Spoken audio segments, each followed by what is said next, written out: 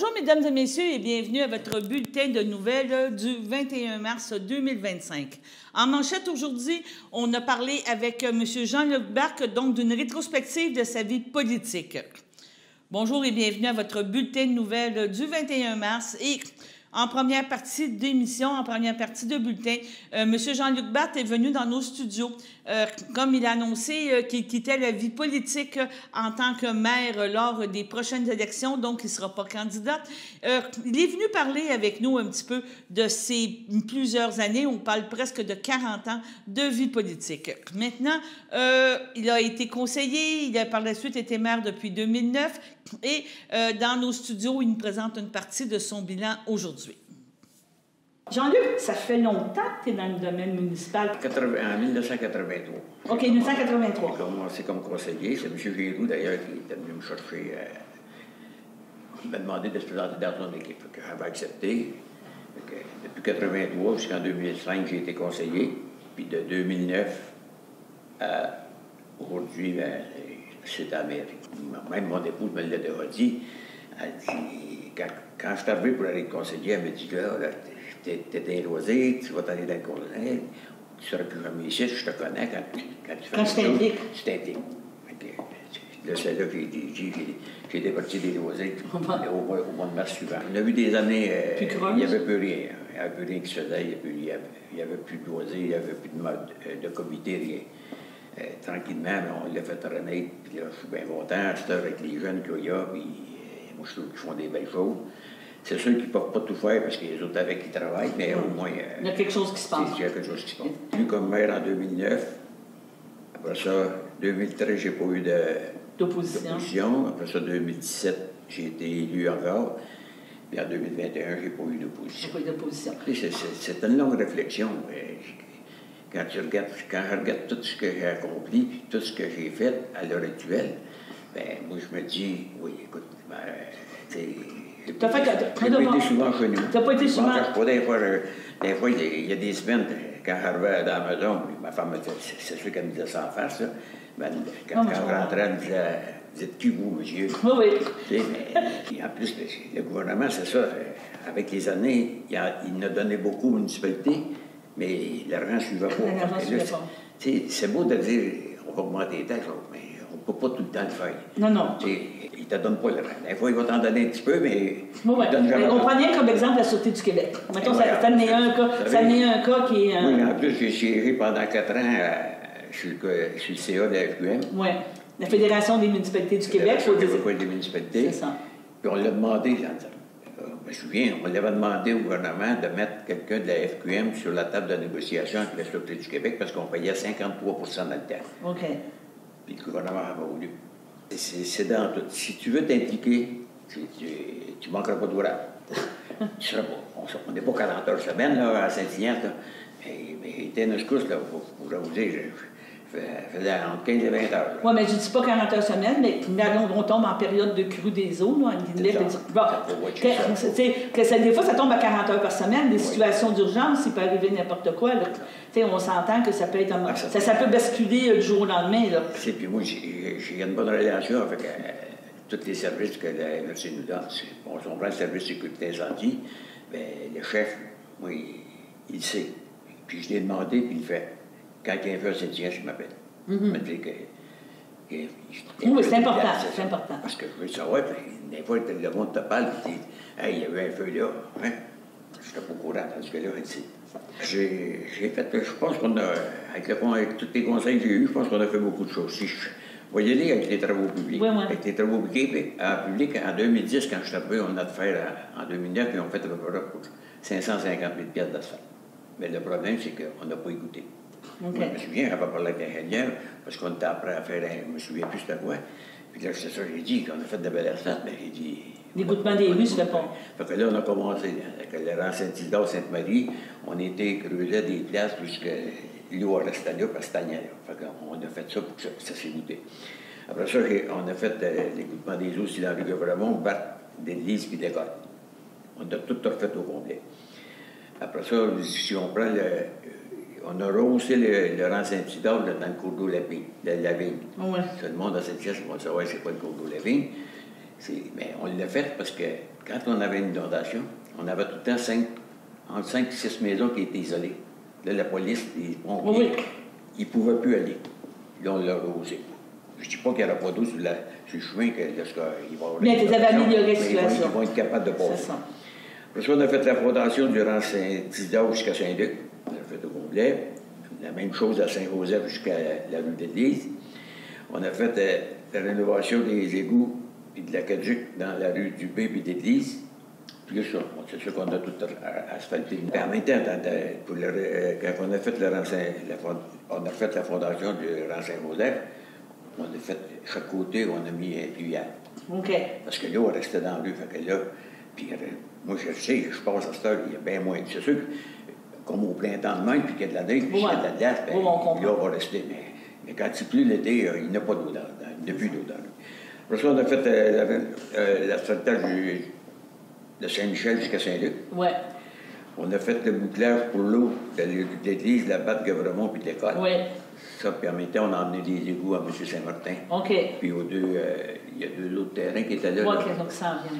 On a fait la même chose dans le bouclage de l'eau dans la rue d'Église Saint-Joseph qu'on vient de faire. Puis en même temps, les citoyens voulaient avoir les égouts. Donc on leur a emmené des égouts jusqu'à... Parfait. Fait qu'en même temps, on les a emmenés jusqu'à Saint-Joseph, les égouts, parce qu'avec le nouveau développement... Bien, c'est ça, on va en parler un petit peu. Après ça, on a fait le rang Saint-Pierre au complet, puis on a recruté pour l'équipement au complet. D'accord. On a recruté les fossés de partout. Après ça, on a fait en urgence, là, les berges, l'érosion des berges. Oui, c'est ça. Eux autres, là, ils travaillent, puis ils essayent. Là, j'ai su qu'ils avaient demandé des subventions, je ne me souviens plus dans quel programme, mais le programme, il n'y avait plus d'argent dedans. Ils ont dit que ça devrait sortir. OK. Au moins, ils vont sortir. Si leur chose est admissible, là, mais c'est tout le temps le programme les plus heureux. Après ça, on a tout mis à jour le système des pompeurs. Parfois, oui, c'est vrai. On a tout refait ça puis il est à terre, pour vous le dire, là. Oui, le premier qu'on a fait, j'ai été voir les tuyaux qui ont sorti, là, c'est la rue qui tenait les pétrole. Puis si je parle au point de vue des loisirs, bien, on a mis du nouveau mobilier pour les jeux, à tous les jeux, puis où il était à la pétanque. Ça, on a fait ça avec Nouvelle Horizon. Nouvelle Horizon, c'est un programme du fédéral pour les aînés. Quand tu es capable de prouver que ça va être pour les aînés, bien, tu es éligible jusqu'à 25 000. Puis moi, je vous le dis, là, à date, là, on a été chercher pas loin de 180 000. Bien, c'est facilement, ça coûte 25 000 là, de la fois, mais c'est quand même bon. Là. Il y a le dôme aussi qui a été mis sur ça. On arrive là, on a fait les jeux d'eau. Oui. On a fait, une des premières municipalités même qui a fait des jeux d'eau. Oui. Après ça, on a fait l'amélioration de terrain de balle, parce que là, les loisirs étaient là, mais là, toute la broche, toute le bail-stop, dans le fond qu'on appelle, bien, c'était tout rouillé, c'était après tombé. Fait qu'on l'a tout refait au complet. Ça, c'est des choses. Après ça, on a aménagé des terrains de volleyball, 2 terrains de volleyball. Et il nous reste le terrain de soccer à aménager comme pour. Après ça, bien, on a fait un aménagement pour une petite piste de BMW. C'est pas les joyaux. Mais ça répond à la demande. Après ça, on a fait la patinoire avec les rochers. Ça, on l'a refait au complet, parce qu'elle est en asphalte, et là, c'était tout côté. On l'a refait au complet, puis on a rajouté un dôme de 3 empreintes. Même l'hiver, autant que l'été, quand il y a des parties de hockey, l'hiver, qui neige, ils peuvent jouer pareil. Après ça, l'été, c'est la même chose. Les filles qui jouent au hockey balle, ben, s'il pleut, ils vont jouer pareil. Oui. Vous savez, les mercredis, moi, en musique, les mercredis en musique, j'étais là, il y en avait 3 l'année passée, je pense. Il y en a 2 qui s'avaient fait en dessous du dôme, puis il y en a une, là. Il pleuvait. Il pleuvait, parce que. Ah oui, c'était quelque chose. Elle presque la musique. Oui. C'est sûr qu'au niveau du conseil, il y en a qui auraient voulu avoir une structure. Mais moi, je l'ai dit, écoutez, si vous voulez mettre cette structure-là, on parle de pas loin de 2 millions. C'est ça, je comprends. Tandis que là, le dôme, il a coûté 500 000. C'est ça. Et on a été chercher avec le fédéral, mais je ne me souviens plus c'est quoi le programme, on a été chercher 268 000. C'est ça, vraiment. Après ça, la Caisse populaire nous a donné 50 000. Puis le PAC rural, on a été chercher, je pense, 17 000. Bien, c'est ça. Fait que, ça m'a coûté à peu près 15-20$ par année pendant 10 ans. Bon, là, on va commencer à payer ça l'année prochaine. On a refait le skatepark. Vous savez que le skatepark, c'était tout des... On avait un module, mais c'était en acier. Là, tout était fait en ciment au complet. C'est bien. Félicitations. Après ça, on a fait la surface du terrain de tennis.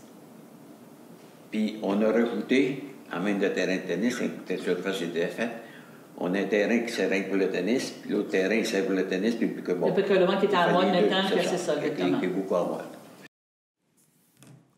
Donc, c'est une première partie de l'entrevue. On continuera cette discussion avec M. Jean-Luc Barque lundi prochain. On parlera aussi d'infrastructure, on parle d'histoire, on parlera de parc et on parlera aussi de l'avenir, qu'est-ce qui va se passer pour lui. Sur ce, allons à la première pause. Votre station de télévision de Berthierville vous invite cordialement à son bingo hebdomadaire télédiffusé tous les samedis matins dès 9h30. Depuis longtemps, les fans de CTRB se divisent le joyeux montant de 600 $ chaque semaine à cette joute de bingo. N'oublions pas non plus le super bingo mensuel d'une cagnotte de 2000 $ que vous pourriez vous partager chaque premier samedi du mois. Un moment de fébrilité qui pourrait devenir payant pour plusieurs d'entre vous. Pour vous procurer ces fameuses cartes de jeu, les dépositaires participants sont à Berthierville, le dépanneur Formule 1, la station-service Armois sur le boulevard Gilles Villeneuve, le marché IGA Extra Famille Mont-d'Or sur la rue Gabrielle Brissette, le marché Métro Boucher sur la rue Notre-Dame et la pharmacie Proxime sur la rue Frontenac. À Saint-Ignace de Loyola, le dépanneur Proxy sur la rue de la Traverse, la boucherie Aldo sur le rang Saint-Michel. C'est donc un rendez-vous hebdomadaire chaque samedi matin à 9h30 sur les ondes de CTRB, votre télévision locale et régionale, celle-ci toujours en haute définition. Toute l'équipe de CTRB vous remercie de votre fidélité et vous souhaite bonne chance.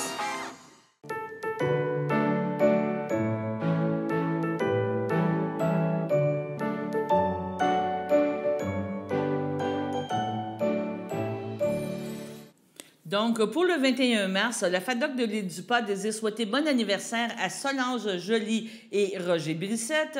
Allons au 22 mars avec Nicole Lambert de la part de la FADOC de l'île du Pas et Maude Skilling, une fille d'Isabelle. Et le 23 mars, on parle de Suzanne Poulette, Yvon Fafard et Francine Cardin de la part de la FADOC de l'île du Pas et de Marie-Paul Rochette, fille d'Isabelle. Si c'est votre anniversaire en fin de semaine, profitez-en, fêtez avec votre famille et vos amis. On vous souhaite vraiment une bonne journée. Une petite nouvelle de la Sûreté du Québec, les enquêteurs du poste de la MRC de Joliette ont procédé récemment à l'arrestation et 4 perquisitions concernant une série d'introductions par infraction et de vols survenus depuis le début de l'année 2025 dans la Naudière. Le 15 mars dernier, les policiers ont localisé Louis-Philippe Perrault-Dussault, 29 ans, et 2 femmes, on parle de 21 ans et 30 ans, tous de Notre-Dame de Lourdes. Ils ont été arrêtés pour introduction par infraction, recel et possession de stupéfiants en vue de faire du trafic. Le suspect, Perrault-Dussault, a comparu au palais de justice de Joliette et il était de retour aujourd'hui au tribunal. Les 2 femmes pourraient, quant à elles, faire face à des accusations à une date ultérieure. Bien que des arrestations ou des perquisitions ont été effectuées, les enquêtes se poursuivent afin de vérifier si ces objets sont reliés à d'autres dossiers récents. La veille de leur arrestation, le 14 mars, ces individus ont été surpris en flagrant délit d'introduction par infraction par des citoyens à Notre-Dame-de-Lourdes et ont pris la fuite dans une vieille automobile sans plaque.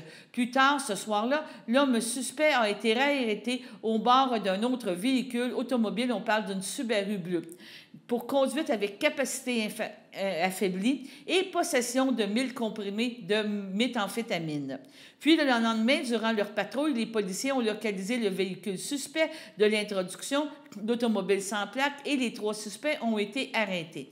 Une perquisition a été faite dans un logement de la rue Notre-Dame à Joliette le 15 mars dernier.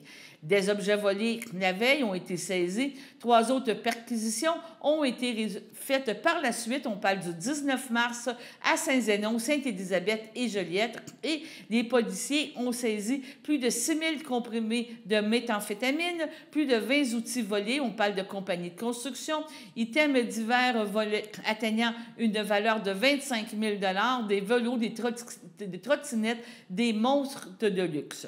Toute information sur des activités criminelles peuvent être communiquées en tout temps de façon confidentielle à la Centrale de l'information criminelle. On parle de 1-800-659-4264.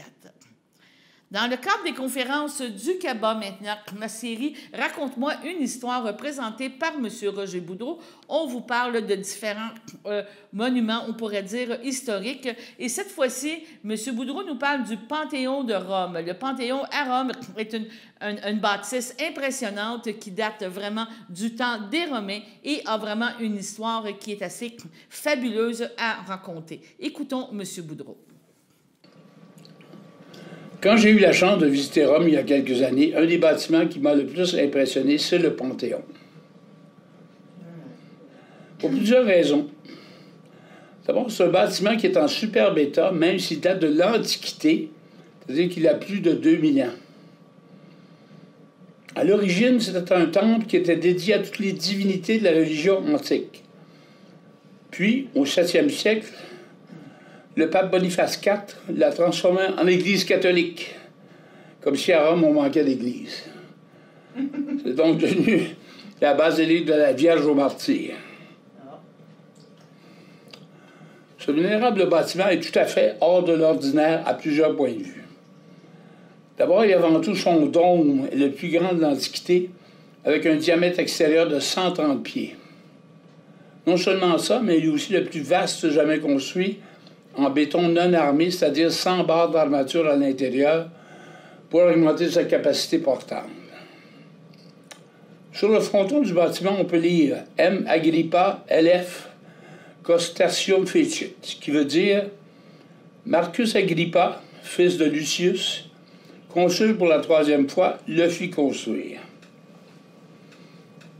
Le mur circulaire sur lequel repose le dôme est formé d'une double paroi de 20 pieds d'épaisseur, qui est situé sur une fondation de 15 pieds de profondeur, ici dans des proportions complètement inusitées, comme vous pouvez voir. Le dallage au sol repose sur une chape de béton de 1 pied d'épaisseur, recouverte entièrement de marbre et de travertin. Pour favoriser l'évacuation de l'eau de pluie qui pénètre par l'oculus du toit, parce que le bâtiment n'est pas fermé aux intempéries, le dallage au sol est légèrement convexe pour que l'eau n'y séjourne pas.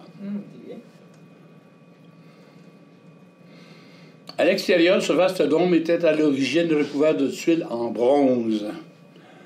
Mais, en 1633, le pape d'alors, Urbain VIII, qui ambitionnait de laisser sa marque à l'intérieur du Vatican, a ordonné qu'on retire toutes ces tuiles du toit et qu'on les envoie se faire fondre. Le produit de ces tuiles fondues a permis au sculpteur Lorenzo Bernini de créer ces colonnes géantes torsadées en bronze qui supportent le baldaquin géant au-dessus du tombeau de Saint-Pierre, dans Saint-Pierre de Rome. Sur le toit du Panthéon, on remplaça les tuiles de bronze par une couche de plomb pour l'imperméabiliser. La population de Rome se rebella contre ce qu'elle considérait comme un viol de ce bâtiment millénaire par le pape. Les Romains disaient « Ce que les barbares n'ont pas réussi à faire, c'est un Barberini qui l'a fait. » Vous avez compris que Urbain VIII venait de la famille des Barberini. Pour se faire pardonner, le pape demanda à Bernini d'ajouter 2 clochetons baroques à chaque extrémité du fronton. Ce qui est absolument ridicule, parce qu'on n'ajoute pas des minuscules éléments baroques sur le bâtiment d'Antiquité, ça n'a aucun sens. Les Romains n'ont pas arrêté de s'en moquer en les surnommant aussitôt les oreilles d'âne de Bernini. Les concepteurs géniaux du Panthéon avaient orienté le bâtiment de sorte qu'au matin du solstice du printemps, les rayons du soleil qui entraient par l'oculus sur le dôme frappaient exactement sur la porte d'entrée de ce temple. Cet oculus de 30 pieds de diamètre est la seule source de lumière naturelle du Panthéon, qui ne compte aucune fenêtre. La voûte du Panthéon est une demi-sphère parfaite, avec son diamètre qui est égal à sa hauteur. Cette voûte est à caisson en stuc appliqué sur la structure en béton. Il faut que je vous dise que 2 personnes sont enterrées à l'intérieur du Panthéon. Ce sont 2 Italiens qui ont marqué grandement l'histoire de leur pays. D'abord, le brillant peintre de la Renaissance Raphaël, mais aussi Victor Emmanuel II, celui qui, dans les années 1860, a entrepris une action militaire qui a eu comme résultat d'unifier une fois pour toutes son pays, l'Italie, telle qu'on la connaît aujourd'hui. Le Panthéon est vite devenu une icône architecturale à cause de son élégance et de son originalité. On en trouve plein de copies plus ou moins fidèles aux 4 coins de la planète. J'ai choisi de vous en montrer 3. Le premier est un bâtiment de l'Université de la Virginie aux États-Unis. Le second est le Thomas Jefferson Memorial sur les îles du Tidal Basin à Washington. Le dernier, vous allez peut-être le reconnaître, il est à Montréal. C'est le siège social ou bureau chef de la Banque de Montréal, situé sur la place d'Armes, en face de l'église Notre-Dame dans le Vieux-Montréal. Donc, vraiment, c'était une histoire fabuleuse du Panthéon de Rome. Sur ce, allons à la deuxième pause. Voici une plaque porte-clés des amputés de cœur. Quand vous utilisez une plaque porte-clés, vous protégez vos clés. Si vous les perdez, la personne qui les trouvera pourra appeler au numéro au dos de la plaque. Ou les déposer dans une boîte aux lettres. Puis, les amputés de guerre vous retourneront vos clés. Gratuitement! Commandez vos plaques porte-clés aujourd'hui à amputédeguerre.ca. Et améliorer la vie des personnes amputées comme moi. Merci.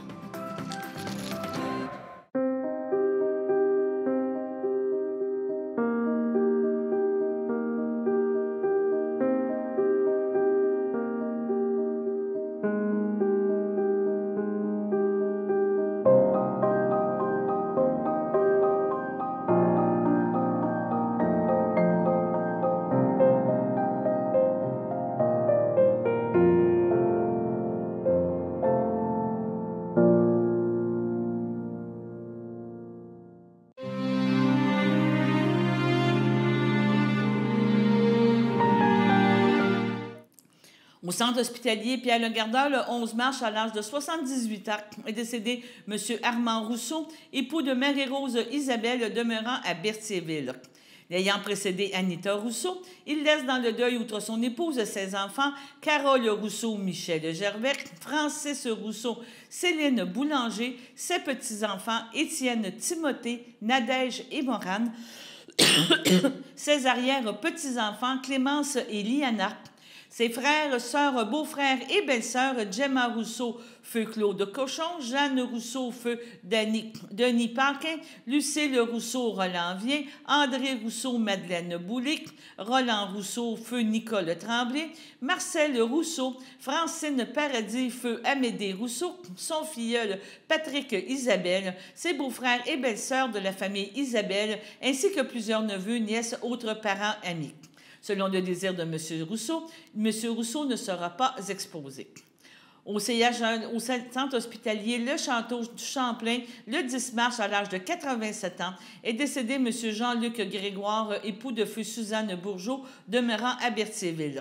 Il laisse dans le deuil 16 enfants, Luc Grégoire, Linda Coutu, Chantal Grégoire, Richard Rivet, Jocelyne Grégoire, Michel Toupin, Maryse Grégoire, Denis Lebel, ses petits-enfants, Jean-François, Pierre-Luc, Patricia, Francis, Sarah Michel, ses arrière-petits-enfants, Toby, Antoine, Haïlé, Louis, Charles et bébé Flavie à venir, ses frères et sœurs, beaux-frères et belles-sœurs, Suzanne Morisset, feu Roland Grégoire, Lucette Grégoire, feu Normand Jaudoin, André Proux, feu André Grégoire, Rodrigue Grégoire, Gertrude Lavoie, feu Michel Grégoire, Ginette Grégoire, Michel Robitaille, Yvette Destrempes, feu Guy Bourgeot, Pierre Bourgeot, Paul Jasmin, Lucette Bourgeot, Gilles Pelletier, France Bourgeot, Serge Janotte, ainsi que plusieurs neveux, nièces, autres parents et amis. La famille vous accueillera aujourd'hui, le 21 mars, dès 11h, au complexe funéraire Efterio. Et les funérailles ont eu lieu à partir de 14h30 aujourd'hui avec monsieur à l'église et enterré le jour même. Au CHLDL, le 7 mars, à l'âge de 58 ans, est décédé M. Pierrot Lapierre, directeur général du CABA, époux de Joël Chapados, demeurant à Saint-Cuthbert et natif des îles de la Madeleine. Il laisse dans le deuil, outre son épouse, ses enfants, Félix et Émilie Lapierre, sa mère Georgette Chapdelaine, feu Jean-Marie Lapierre, ses frères, sœurs et leurs conjoints, Rénal, Francine, Suzanne, Martine et Sonny, ainsi que plusieurs membres de la famille Chapados, plusieurs neveux, nièces, autres parents et amis, sans oublier la grande famille du CABA. Vous pouvez compenser l'envoi de fleurs par des dons au CABA. La famille vous accueillera demain, le 22 mars, de 10h30 à 15h au Centre d'action bénévole situé au 180 rue Champlain à Berthierville, où suivra par la suite une célébration de sa vie en toute intimité avec les membres de sa famille, le personnel et les bénévoles du CABA, ainsi que ses amis proches. Une cérémonie religieuse aura lieu en toute intimité et simplicité lors de l'inhumation des cendres de Pierrot aux îles de la Madeleine à une date ultérieure. Au CHDL de Saint-Charles-Borromée, le 6 mars, à l'âge de 87 ans, est décédée Mme Pauline Bacon, épouse de Raymond Rochette, demeurant à Saint-Cuthbert et autrefois de Saint-Viateur. Lui a précédé Régent et Thérèse Bacon, Suzanne Claire Agathe Rochette. Elle laisse dans le deuil, outre son époux, sa sœur Lucille Bacon, Jefta Ferguson, ses belles-sœurs et beaux-frères Denise Rochette, Jacques Désy, Louise Rochette feu Lucien Coutu, Angèle Rochette feu Jacques Lalande, Marthe Rochette Alain Guil, sa filleule Chantal Bacon Christian Alvarez, ainsi que plusieurs neveux, nièces, autres parents et amis. La famille vous accueillera le 27 mars dès 12h30 au complexe funéraire Efterio, où suivra une liturgie à la chapelle du complexe à compter de 14h30. Les cendres de Mme Rochette seront inhumées au cimetière de Saint-Viateur à une date ultérieure. Sur ce, allons à la météo.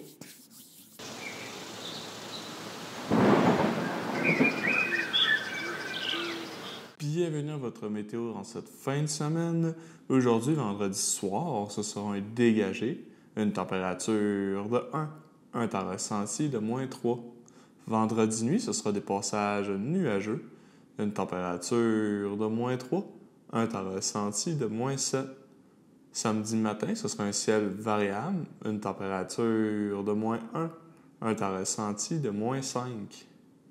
Samedi après-midi, ce sera de la faible pluie, une température de 8, un temps ressenti de 5, environ 1 mm de pluie.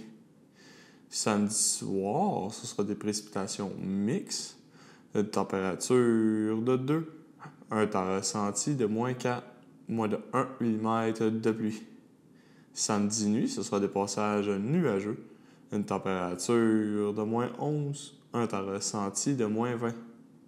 Dimanche matin, ce sera un temps ensoleillé, une température de -11, un temps ressenti de -20.